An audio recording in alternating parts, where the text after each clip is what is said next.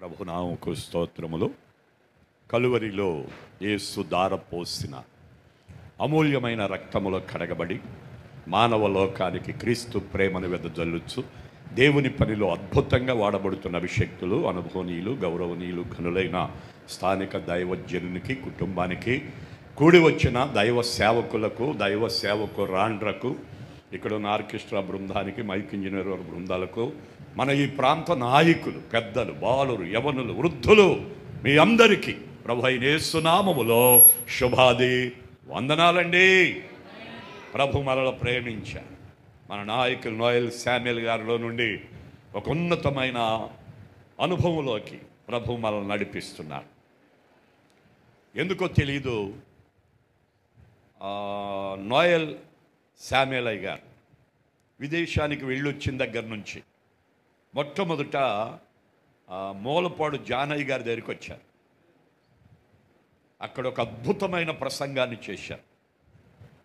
దాన్ని విన్నాక నేను మన ప్రెసిడెంట్ గారికి ఫోన్ చేశాను, భగవన్ దాస్ గారికి. అన్నా, ఆ రోజుల్లో మన పెంతెకొస్తు అనుభవాన్ని నేను చిన్నప్పటి నుంచి చూస్తున్నాను. దాన్ని ఈరోజు సేవకుల సమావేశంలో నోయల్ గారిలో నుండి ఆ బీజాన్ని నేను కనుగొన్నానన్నా. ఇంకా అదే బాణీతో మన నాయకులు వెళితే మన ఇండియా పెంతెకొస్తు దేవుని సంఘం మరలా తిరిగి మహిమతో నింపబడి భూభాగాలన్నీ జయిస్తుందన్నా అని చెప్పాను. అట్లాగా తమ్ముడు అని చెప్పి ఆయన చాలా ఆనందపడ్డాడు. అది మీకు గుర్తు చేస్తున్నా ఈ పూట. నేను ఇప్పుడు ఏం చెప్పడానికి టైం లేదన్నమాట.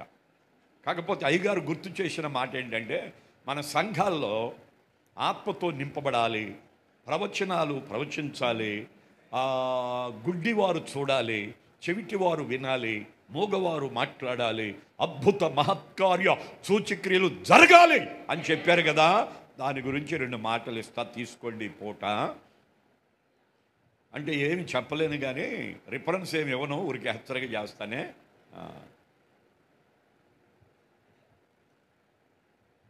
ఇప్పుడు నోయలయ్య గారి అనుభవం అంతా ఎలా వచ్చిందంటే, ఆది అపోస్తుల అనుభవంలోకి వచ్చేసారని నాకు అర్థమైపోయింది. దేవునికి స్తోత్రం. ఎన్నో ప్రసంగాలు విన్నాను నేను, కానీ ఇప్పుడు దరిదాపుల జనవరి నుంచి చూస్తున్నాను, బాణీ వేరుగా ఉంది.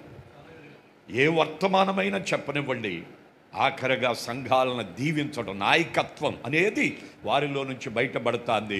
దానికి కారణం దేవుడు ఆయన్ని దర్శించారు, ఆత్మతో నింపేశారని నేను అనుకుంటున్నాను. అట్లాగే మన నాయకులందరూ ఆత్మతో నింపబడి వరాలు కలిగి అంచె దినాల్లో అద్భుతంగా వాడబడుదుము గాక. వాడబట్ట కారణాలు దేవుని ఆత్మ ద్వారా నడిపించబడితే మాత్రమే. ఆత్మ 5 రకాలు. ఒకటి దేవుని ఆత్మ, అది పరిశుద్ధాత్మ. 2 మానవుని ఆత్మ, మనిషాత్మ. 3 శరీరము నుండి వచ్చే భిన్నమైన ఆత్మలు, శరీరాత్మలు. 4 దేవతలను సూచించు ఆత్మలు, దేవదూతలు. 5 దయ్యములను సూచించు ఆత్మలు, దురాత్మలు. అర్థమైతే బాగుండి పూట. మనలో ఉంది దేవుని జీవాత్మ. ఈ జీవాత్మకు తోడు పరమాత్మ అవసరమై ఉండి ఆయన మానవులను ఆత్మీయులుగా మలచటానికి తన కుమారుని పంపి సిలువలో యాగం చేసి ఆఖరి బొట్టు వరకు రక్తం ధారపోసి, ఆ రక్తములో మీ శరీరానికి ఆత్మ కంటిన మాలిన్యాన్ని కడుక్కోండి అని చెప్పి ఆ యేసుని చంపి, యేసుని 3వ దినాన లేపి తండ్రి అయిన దేవుడు పరలోకానికి తీసుకొని పరిశుద్ధాత్మను పంపారు. దేవునికి స్తోత్రం. ఇప్పుడు ప్రపంచమంతా పనిచేసేది పరిశుద్ధాత్ముడు. ఇప్పుడు మన పెంతెకొస్తు అనుభవం ఏంటంటే, పరిశుద్ధాత్మ పొందితేనే సంపూర్ణమైన భక్తులు అనేది మన బోధ. దేవునికి స్తోత్రం. అంటే మార్పు ఉండాలా, బాప్తిసం పొందాలా, ఆత్మ పొందాలా, ఆత్మ ద్వారా నడిపించబడాలనేది ఆది నుండి మనకు బోధించిన, నేను చిన్నప్పటి నుంచి విన్న ఆ బోధ ఒక్కసారి గుర్తు చేస్తున్న ఈ పూట. మనలో ఉంది దేవుని ఆత్మ, అది మనిషాత్మ. మనిషాత్మకు తోడు పరమాత్మ అవసరమయ్యుండి క్రీస్తు ఆత్మను మన మధ్యకు పంపారు. ఈ పరిశుద్ధాత్మని యొక్క ఉనికి, దాని గురించి 2 మాటలు అన్నమాట ఈ పూట. ఈ మానవుడు ఏమనుకుంటున్నాడంటే, నాలో ఉంది దేవుని ఆత్మే కదా, మళ్ళీ పెంతుకోస్తోళ్ళకి చదువు ఉండదు, జ్ఞానం ఎక్కువ ఉండదు, ఓ కేకలు బొబ్బలు ఉంటాయి, మళ్ళీ ఆత్మ పొందండి అని చెబుతారు, అది ఎవరో నమ్మొద్దు అని లోకం బోధిస్తుంది. మనలో ఉంది దేవుని ఆత్మే, అది ఆయనే కదా ఊదారు, ఈ ఆత్మ ద్వారా నడిపించబడితే సరిపోతుంది, ఇంకా పరిశుద్ధాత్మను పొందండి, పరిశుద్ధాత్మను పొందండి. ఏ బోధన చెయ్యి, నీతిని గురించి చెప్పు, రక్షణ గురించి చెప్పు, దీవెని గురించి చెప్పు, ఆశీర్వాదాన్ని గురించి చెప్పు, అభివృద్ధిని గురించి చెప్పు, దేన్నన్నా చెప్పి మళ్ళీ మన పెంతుకొస్తాను ఏంటి? మార్పు చెంది బాప్తిసం పొంది ఆత్మ పొందితేనే. ఆత్మ లేనివాడు నావాడు కాడు, అట్టివాడు పరలోకానికి పోడు అనేది ప్రసంగం ముగుసుద్ది మనకి. వింటున్నారేట? అది ప్రజలకు అర్థం కాక మనలో ఉంది ఆత్మే కదా, మళ్ళీ పరిశుద్ధాత్మ బోధ ఏంటి అని చెప్పేసి పరిశుద్ధాత్మ ఎడల పాపాలు జరుగుతున్నాయి. ఏ గుడికన్నా వెళ్ళండి కానీ పెంతెకొస్తు గుడికి మాత్రం వెళ్ళొద్దు. ఎందుకని? వాళ్ళు ఆత్మ అంటారు, మనలో ఉంది ఆత్మే, మళ్ళీ ఇంకా ఆత్మ ఏంటి గనుక వారు పొందే ఆత్మ దురాత్మ, అది దెయ్యాలు పట్టి ఎగురుతారు వాళ్ళు. వింటున్నారా మీరు? అన్య భాషలు అంటే అది ఎవరికి అర్థం కానిది, అది దెయ్య భాష. ఆ దెయ్యాల్లో మీరు కలిసిపోవద్దు. అప్పుడు దాకా బాగుంటారు, తర్వాత చప్పట్లు కొట్టుకుంటా వాళ్ళు ఎగురుతూ ఉంటారు. ఇది దెయ్యపు బోధ, దానికి వెళ్ళొద్దు అని ప్రపంచమంతా పరిశుద్ధాత్మ ఎడల పాపాలు చేస్తున్నారు. ఒకవేళ మీలో ఎవరైనా అట్టి వారు ఉంటే, పరిశుద్ధాత్మ ఎడల పాపాలేంటి? దేవుడు చెప్పాడు, మన ఆది అపోస్తులు వారు అనుభవించారు, మన పితరులు, మన పిఎం శామ్యుయల్ నాయన్ గారు. ఆయన కేరళలో 1903 సంవత్సరం జూన్ 1వ తారీఖున ఆయన పుట్టారు. జూలై 1వ తారీఖున ఆయన పుట్టారు. జూలై 1న పెదనాయన గారు. ఆయన అనుభవం ఒక్క మాట మీకు గుర్తు చేస్తానన్నమాట. ఆ తరువాత ఆయన ప్రభువులో, వాళ్ళ తల్లిదండ్రులు భక్తులు అవ్వడం వలన ఆ భక్తిలో పెరుగుతున్నారు. ఆయన దేవుడు ఒక చదువుకుంటున్న సమయంలోనే ఒక ప్రకాశమానమైన వెలుగు అతన్ని దర్శించిందట. ఆ వెలుగులో పట్టబడ్డారు. స్కూల్కి వెళ్ళి చదువు మీద ధ్యాస లేదు, లేఖనం చదవడం ప్రారంభించారు. ఆ తర్వాత ట్రైనింగ్కి 1924 సంవత్సరంలో అయ్యారట. ఆ తరువాత ఆయన బాప్తిసం పొందడానికి సిద్ధపడ్డారు. అది ఆనాడు చిలకరింపు అనేది వాళ్ళ ఆనవాయితీగా ఉండేదట. దాన్నే తీసుకోవాలని వాళ్ళ తల్లిదండ్రులు ఆయన్ని కోరారట. అప్పుడు ఆయన వాక్య ప్రకారంగా నేను జీవిస్తాను, నీటి బాప్తిసమే పొందుతాను అని పెదనాయన గారు పట్టుబట్టారట. అలాగైతే ఇక్కడ మా ఇంట్లో ఉంటా గీలేదు, వెళ్ళిపో అని చెప్పేసి కట్టు బట్టలతో ఇంట్లో నుంచి బయటికి నెట్టేశారట. నేను వాక్య ప్రకారంగా నేను చేసుకుంటాను, బాప్తిసం తీసుకుంటానని బయటకు వచ్చేసారంట గారు. 7 అక్కల తర్వాత గారాబాల పెట్టిగా పుట్టిన ఒకే ఒక్క కొడుకు పిఎం శామ్యుయల్ నాయన్ గారు. గారాభంగా పెంచారు, తల్లిదండ్రులు గారాభంగా పెంచారు. కుటుంబ బంధువు, రక్త సంబంధులు, స్నేహితులు, శ్రేయభిలాషులంతా ఆయన అంటే ప్రేమ. అలా పెంపబడిన వాడు దేవుని కొరకు బయటకు వచ్చేసాడు. ఈ నీటి బాప్తిసం రమారమి 1926 సంవత్సరం ఆయన పొందారు. అలాగా దేవుని పనిలో వాడబడుతున్నప్పుడు సిలోన్ పెంతెకొస్తు వాళ్ళకి సువార్త ప్రకటించడానికి పిఎం శామ్యుయల్ గారిని పిలిచారట. పిలువబడిన వారు మధ్యకి వెళితే ఆ సంస్థలో ఒక పెద్ద ఆయన అడిగాడంట, బాప్తిసం పొందావా అని. నీటి బాప్తిసమే పొందాను అన్నారట. మరి ఆత్మ పొందావా అన్నారట. ఆత్మ అన్నారట. నీటి బాప్తిసమే ఒప్పని మేము, ఇంకా ఆత్మ ఏంటి అన్నట్టుగా చూశారట. లేదు, నువ్వు వాక్య ప్రకారంగా బాప్తిసం పొందావు కాబట్టి దేవుని దర్శనం నీకుంది, వాక్యం బ్రహ్మాండంగా చెబుతున్నావు, దీనికి తోడు నువ్వు ఆత్మ పొందితే అద్భుతాలు జరుగుతాయి అన్నారంట. దేవునికి స్తోత్రం. అయితే ఆ మాట విన్న ఆయన, పెద్ద ఆయన చెప్పినట్టుగా 3 రోజులు అంటే అక్కడ ఉండిపోయి ఆ రాత్రిపూట ఏడుస్తున్నాడంట. దేవా, భక్తుడు అలా చెప్తున్నాడు, నేను నీటి బాప్తిసం సరిపోద్ది అనుకున్నాను, ఆత్మతో నింపున ఆయనని ఏడుస్తుంటే దేవుడు ఆ రూములోని పరిశుద్ధాత్మతో అభిషేకించేశాడట. దేవుని స్తోత్రం. అలా ఆత్మ ద్వారా నింపబడి దేవుని పని కొరకు నిలబడి ఆయా భూభాగాల్లో వాడబడుతూ కటిక ఏమని చెప్పాలి, దరిద్రం అనాలేమో మనకి, అంటే ఆ పెద్ద ఆయన కాబట్టి ఆ మాట అనలేకపోతున్నాను. ఒకే జత అంట, మాసిపోయినాయి అంట. ఒక రోజు ఈ ఊరు దాటి వేరే ఊరికి సువార్త చెప్పాలట. అలా వెళుతుంటే అమ్మగారు ఎలా ఉన్నారు, నాన్నగారు ఎలా ఉన్నారు చూసి వద్దామని అలా ఇంటికి వస్తే వాళ్ళ అమ్మగారిని బాగా పలకరించుకున్నాడు. చూస్తే మాసిపోయిన బట్టలు ఎప్పుడు తిన్నాడో తెలియదు. అలాంటి పరిస్థితుల్లో బైబిల్ ఒకటి మాత్రమే ఉంది ఒక బ్యాగులో, అది మాత్రమే తీసుకొని వెళుతున్న వాడు ఇంటిని దర్శిస్తే వాళ్ళ నాన్నగారికి తెలిసి మా ఇంట్లో నువ్వు వంటాకి లేదు వెళ్ళిపోమన్నాడు. అక్కడి నుంచి బయటికి వెళ్ళి ఆ సువార్త బోధించి వెళితే దేవుడు మాట్లాడుతున్నాడు, పిఎం శామ్యూయల్ నువ్వు ఆంధ్రాకి వెళ్ళు అని. ఆ స్వరాన్ని విన్న భక్తుడు ఇంకేమీ చెయ్యి ఇష్టపడక బయలుదేరి వచ్చేసాడు. తన ద్వారా బాప్తిసం పొందిన ఒక ఆయన రైల్వే స్టేషన్లో కనపడి ఏమి తిన్నావా అని అడిగారట. ఏమీ లేదు. హోటల్కి వెళ్ళారంట, తిన్నారంట. అక్కడి నుంచి బయటకు వచ్చారు. ఏం చేయాలి, డబ్బు లేదు, ఆంధ్రాకి వెళ్ళాలి. ఇక్కడ గురుపాదం గారు అని ఒక ఆయన మచిలీపట్నం ఆయన ఉత్తరం రాశారట. అయ్యా మీ అనుభవాలు చాలా వింటున్నాను, నిన్ను బాగా వాడుకుంటున్నారు దేవుడు, మా మధ్యకి కూడా వచ్చి వాడబడాలి నాయనా, మా ఆంధ్రాకి రండి అయ్యా అని ఉత్తరం రాశారంట. ప్రభువేమో ఆంధ్రాకి వెళ్ళని చెప్పారు, గురుపాదం గారు ఉత్తరం చూసుకున్నాడు. రెండు టాలీ అయిపోయినాయి. అంటే ప్రభువు చెప్పారు, భక్తులు కూడా పిలుస్తున్నారు అని చెప్పేసి ఆయన వచ్చి ప్రార్థన చేసుకుంటే ఒక వ్యక్తి ఆ టికెట్ ఆంధ్రాకి కొంత డబ్బు జేబులో పెట్టి వెళ్ళిపోయాడంట. అంతే, ప్రార్థన కళ్ళు తెరిచేసరికి టికెట్ డబ్బు ఎక్కడికంటే ఆంధ్ర. ఎక్కేసాడంట బండి. ఎక్కేసి ఎక్కడ దిగాడు, మచిలీపట్నంలో దిగాడు. ఆ గురుపాదం గారి అక్కగారు ఆమె ఒక ఉన్నతమైన ఉద్యోగికి భారీగా ఇవ్వబడిందట. వారు ఏలూరులో ఉంటారు. ఆమెకు రోగం వచ్చేసి బలహీనరాలైపోయి చావు సిద్ధమైపోతే హాస్పిటల్ తిప్పేసి ఏం చేయాలో అర్థం కాకపోతే ఈ గురుపాదం గారు పెద్దనాయన గారిని ఏలూరు తీసుకెళ్లారట. ఆ ఇంట్లోకి వెళ్ళి ప్రార్థన చేస్తే చనిపోవలసిన ఆమె బ్రతికిందట. దేవునికి స్తోత్రం.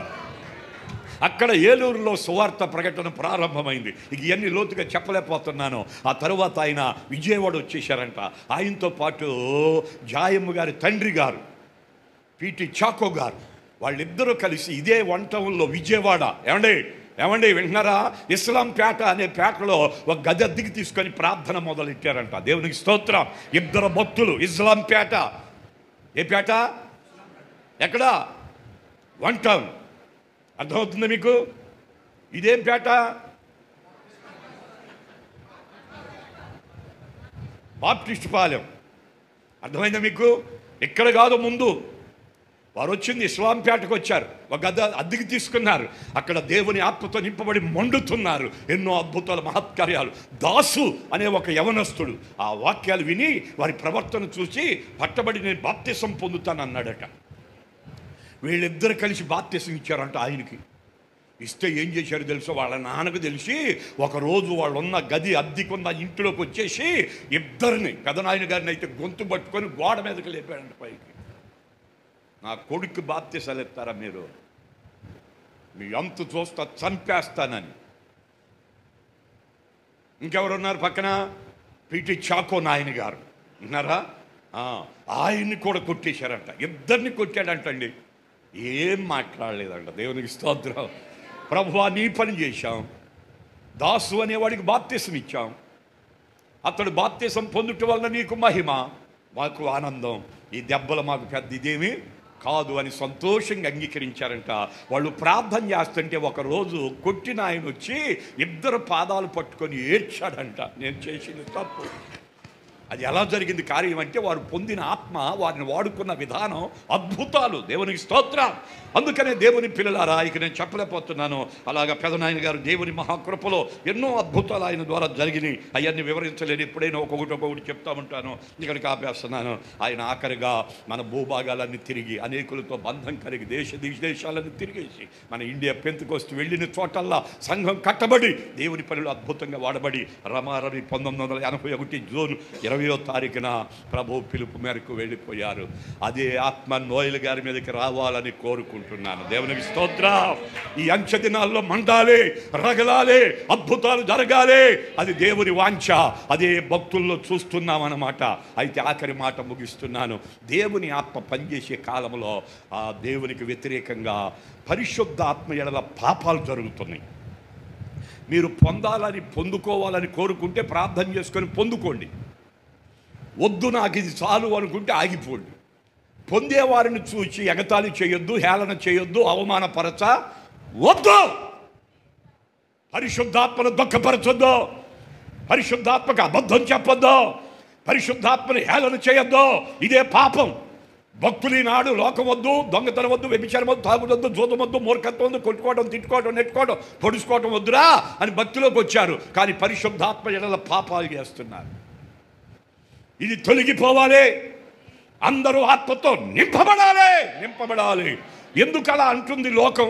కారణం ఏమిటి అంటే నీకు అర్థం అవడానికి, పరిశుద్ధాత్మను కోరుకుంటే ఎవరైతే కనిపెడతారో వారు పొందుకుంటారని, ఎవరైతే ఏకీభవించి ప్రార్థిస్తారో వారు పొందుకుంటారని, ఎక్కడ గదిలో పరిశుద్ధత ఉంటుందో వారి మధ్యలో పరిశుద్ధాత్ముడు వచ్చి వారి హృదయాలకు చొరబడతారని, వారు పరిశుద్ధంగా జీవిస్తారని లేఖనం చెప్తుంది. దేవునికి స్తోత్రం. లోకం అట్టంట కారణాలు చెప్తాను.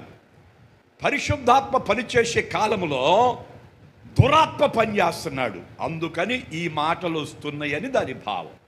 ఏ ఆత్మ పనిచేస్తుంది? దురాత్మ. అది ఎట్లా ఉంటుంది అంటే చాలా ఉన్నాయి చెప్పాలంటే. ఒకటి, దేవుని ఆత్మ ఉంటే పరిశుద్ధత ఉంటుంది, నీతి ఉంటుంది, నిజాయితీ ఉంటుంది, నిష్ఠ ఉంటుంది, ఏమండి దీనత్వం ఉంటుంది, లోబడే తత్వం ఉంటుంది, సాధు బుద్ధి ఉంటుంది, అధికారులకు లోబడే తత్వం ఉంటుంది, వారు చెప్పినట్టుగా వినే లక్షణాలు ఉంటాయి. వింటున్నారా?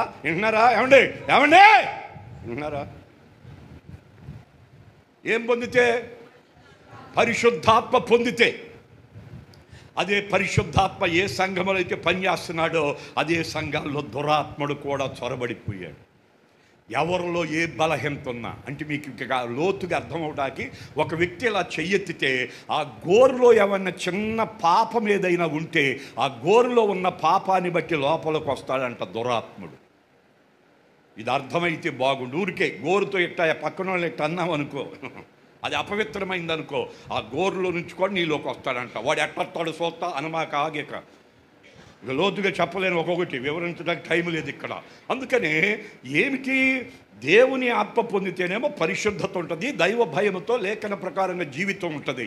అయితే ఇప్పుడు దేవుని పని విరివిగా జరుగుతుందని దురాత్మ సంఘములో అందరూ ఆత్మ పొందినట్టుగానే ఉంటారు కానీ అందరూ పొందరు. కొందరిలో అపవాది చొరబడతాడు. వారిలో కొంతమంది పిరికాత్మతో నింపబడి ఉంటారు. ఏ ఆత్మ? పిరికాత్మ. మాయ్ పాటపాడి ఇక్కడికి వచ్చి అన్నాం అనుకో, నేనా ఇక్కడికి మైకిటి ముసుకేసుకొని పాడద్దంట. ఎందుకట? భయం. ఏ ఆత్మ పని చేస్తుంది అక్కడ? ఏ ఆత్మ? అదే ఏ ఆత్మ? అది ఆ మాట చెప్తాక అడిగే అంతే, ఏమనుకోమాకండే. ఏ ఆత్మ పని చేస్తుంది? పిరికాత్మ. బాబు 10 నిమిషాలు వాక్యం చెప్పాలరా, ఇప్పుడు కాదండి సిద్ధపడలేదు అంటున్నాడు ఎవడో ఒకడు. నేను కూర్చుండగా ఒక పాస్టర్ గారు, మా అల్లుడు గారే సురేష్ గారు, ఎవరికో ఫోన్లు చేస్తున్నాడు. ఈ పూటండి ఉదయకాలం నాకు కుదరట్లేదు, మీరు జూమో ఏదో అంటున్నాడు ఆయన ఇంగ్లీష్లో, నాకు తెలిసి చావట్లేదు, దాంట్లో వాక్యం చెప్పాలి ఒక పావు గంట అంటున్నాడు. ఒక ఆయన అంటున్నాడు నేను ఇప్పుడే లెగిశానయ్యా, ఎప్పటికయ్యా సిద్ధపడాలిగా అయ్యా అంటున్నాడు ఒకడు. ఇంకొక ఆయనకి చెప్తే అమ్మో ఇప్పుడా, ముందు చెప్పొచ్చుగా అంటున్నాడు ఇంకొకడు. ఇవన్నీ వినేసరికి నాకు అనిపించింది, ఆహాహా అబ్బా ఏం పని చేస్తుందిరా నాయనా. దేంట్లో? సంఘాల్లో సేవకుల హృదయాల్లో ఏం పని చేస్తున్నాయి? పిరికాత్మ పనిచేస్తుంది. మాత్రమే కాదు లౌకికాత్మ పనిచేస్తుంది, మాత్రమే కాదు వెరపెంప ఆత్మ పనిచేస్తుంది, మాత్రమే కాదు భ్రమపరిచాత్మ పనిచేస్తుంది, మాత్రమే కాదు భ్రష్టాత్మ పనిచేస్తుంది. ఏమండి సోది చెప్పే ఆత్మ, వైరం కలుగు చేసే ఆత్మ. సోది చెప్పే ఆత్మ అంటే తెలుసా మీకు? చెప్పలేకపోతున్నా, ముగిచ్చేస్తున్నా. నాకు అర్థమైందిగా పరిస్థితి అంతా. అదిగో చెప్పమంటున్నారు వెనకేంటో. పర్లేదా? ఇంకొక 5 నిమిషాలు కూర్చుంటారా? పర్లేదన్నవాళ్ళు స్తోత్రం చెప్పండి. వినండి, మొన్న ఈ మధ్య ఒక చోటకి వెళ్ళాను, ఒక మీటింగ్లో మాట్లాడాను. మన పెంతెకొస్తులోని తరిమిది పొందాడు బాబు, వీరవల్లి, ఆ ఊరు వెళ్ళాను. వాళ్ళ అక్కగారి గురించి సాక్ష్యం చెప్తున్నారు. వాక్యం అయిపోయింది, లోపలికి వచ్చేసాను, భోజనం పెట్టక రెడీ అయిపోయారు. వాళ్ళ అక్కగారు వచ్చారు, వాళ్ళందరూ కలిసి సేవ చేస్తున్నారట. అప్పుడు ఆమె చెప్పిన మాట, ఒక పాస్టర్ గారి కొడుక్కి పెళ్లి చేశారంటే ఏమనిచ్చి, దైవభక్తుని కుటుంబంలోకి వెళ్ళింది. ఒక పాప బాబు పుట్టారు. ఎవరికి? వీళ్ళకి. పుట్టిన తర్వాత ఆ సంఘంలో ఒక ఆమె ప్రవచించి ఆమె ఉందంట. వింటున్నారా? ఆ అబ్బాయి ఏమో కాలేజీ అంట, అమ్మాయి 10th అంట. వింటున్నారా? ఆ వయసు వచ్చినాక ఆ అమ్మాయి ప్రవచనం ఏంటంటే, పాస్టమ్మ గారు కుటుంబాన్ని కూర్చోబెట్టి, ఇప్పుడు ఈ అమ్మాయిని దేవుడు నీ కొడుకు ఇయ్యాలని ఆయనకి లేదు. ఇది శరీర సంబంధంగా కలపబడిన సంబంధమే కానీ ఆత్మీయ సంబంధం కానే కాదు. కనుక ఈ అమ్మాయిని వదిలించుకుంటే మీ సేవ బాగా జరుగుద్దని చెప్పిందంట. దాని గురించి ఏమంటారు అనుకోండి. అట్టాటి రకాలు ఏమైనా ఉంటే సరి చేసుకుంటారేమోనని వింటున్నారా? ఆపండి, అట్టాటి అన్నీ ఆపండి. అరే, ఒక కొడుకు పుట్టి కూతురు పుట్టి పిల్లలు 10th ఇంటర్కి వస్తే అప్పుడు ఒకసారి కాదంట 2 సార్లు ప్రవచిస్తే ఆ పాస్టమ్మ గారికి బుర్రకెక్కి, నువ్వు మా ఇంట్లో ఉంటాకి వీలు లేదు అని చెప్పి తరిమేశారంట.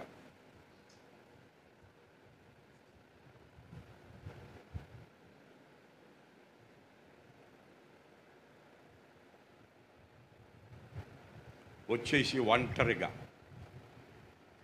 ఫోన్లో సువార్త చెప్పేస్తుంది. సంఘాలు 4 ఉన్నాయంట, వాటిలో తిరిగేస్తుంది. నా పిల్లల్ని దేవుని కొరకు పెంచుకుంటాను పాస్టర్ గారు అందరు. మరి ఇప్పుడు అక్కడ సంగతి ఏంటని అడిగా నేను. ఎడాకులు కాగితం ఈమని వచ్చారు, నేను ఈయన అంటున్నాను అంది. ఏమా మరి ఆయన అట్టాగే ఉన్నాడా, ఏమన్నా ఉందా అన్నా నేను.